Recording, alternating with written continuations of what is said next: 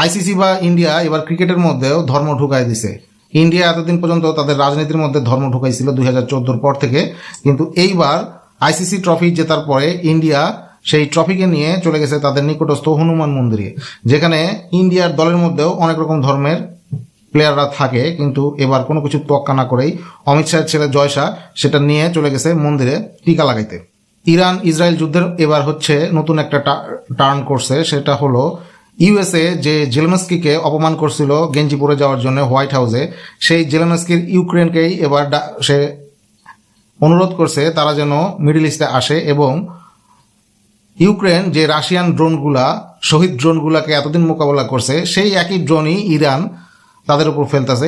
এগুলাকে কিভাবে হ্যান্ডেল করা যায় সে বিষয়ে একটু এক্সপার্ট মতবাদ নেওয়ার জন্য সে জেলেনস্কির কাছে অনুরোধ করছে এবং কিছু এক্সপার্টকে সে পাঠাইছে বলে শোনা যাচ্ছে। ইরান প্রথমেই যে কাজটা করছে, মিডল ইস্টের মধ্যে থেকে আমেরিকার যে সকল চোখ ছিল, মানে যে রাডারগুলা ইনস্টল করছে, যে 8টা রাডার ইনস্টল ছিল তার মধ্যে প্রায় 4টাকে সে ধ্বংস করে ফেলছে, এবং এর মধ্যে যে কাতারে এপিএস একটা খুবই অ্যাডভান্স রাডার ছিল, সেটাকে প্রায় $1 বিলিয়ন খরচ করে আমেরিকা বানাইছিল, সেই রাডারটাকে ধ্বংস করে দিছে এবং আরও 3টা রাডার ধ্বংস করছে। এই রাডারগুলো তৈরি করতে পুরোপুরি এক একটার জন্য 77 কেজি পরিমাণ গ্যালিয়াম প্রয়োজন হয়।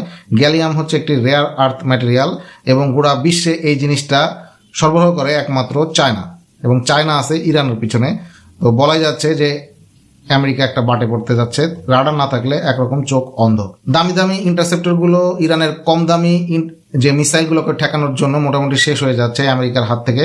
তো আমেরিকা যে কাজটা করছে, তাইওয়ান এবং সাউথ কোরিয়ার থেকে সকল ইন্টারসেপ্টর আবার মিডল ইস্টের দিকে নিয়ে আসতেছে। এর ফলে তাইওয়ানে অরক্ষিত হয়ে গেছে, এর জন্য চায়না খুশি, এবং সাউথ কোরিয়া থেকে যেগুলো নিয়ে আসছে এর জন্য নর্থ কোরিয়া খুশি। গোটা দুনিয়ার যে একটা ব্যালেন্স সেটা একটা চেঞ্জ হইতে যাচ্ছে এই ইরান এবং ইউএসএ ইসরায়েল যুদ্ধের মাধ্যমে। ট্রাম্প ঘোষণা দিছে যে সে বুট অন গ্রাউন্ড করবে ইরানে। এর অর্থ হচ্ছে যে সে ইরানে ইনফ্যান্ট্রি বা পদাতিক বাহিনী পাঠাবে। এইটা একটা মরণ ফাঁদ হতে পারে ট্রাম্পের জন্য, কিন্তু এই এক্সপার্টরা বলতেছে এর পিছনের ঘটনা হচ্ছে ভিন্ন রকম, কারণ এপস্টিন ফাইলের আরও কিছু ফাইল পাবলিশ করার চিন্তা ভাবনা করতেছে। এই জন্যে ট্রাম্প আরও এই যুদ্ধের মধ্যে বেশি ইনভলভ হওয়ার চেষ্টা করতেছে।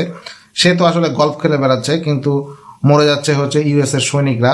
এবং মনে রাখা উচিত ইরানে মারা যাওয়া হচ্ছে শহীদের মর্যাদা পায়, কিন্তু ইউএসএ কিংবা ইসরায়েলে 2-3 জন মানুষ মারা গেলেই সেখানে একটা হাউকাউ শুরু হয়ে যায়, কারণ ওখানে কিন্তু শহীদদের যে ভ্যালুটা, শহীদ হওয়ার ভ্যালুটা কিন্তু অ্যাকচুয়ালি বহন করে না তাদের সোসাইটি।